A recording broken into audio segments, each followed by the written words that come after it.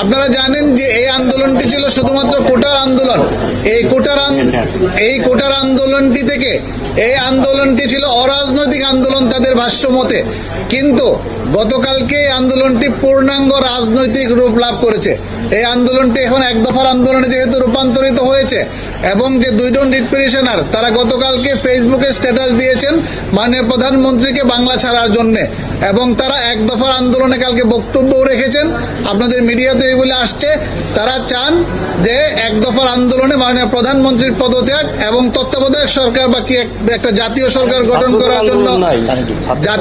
গঠন করার জন্য তারা প্রস্তাব দিয়েছেন। এবং সেই জাতীয় সরকারে একজন পিটিশনার তিনি বক্তব্য রেখেছেন যে তারাই সরকার কিরকম হবে সেটা ফর্ম করে দিবেন।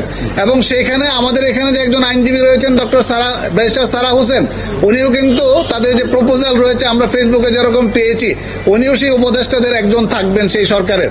সুতরাং এই সব মিলিয়ে এই রিট পিটিশনটি politically motivated, not in clean hand এবং পারপাসলি ডান।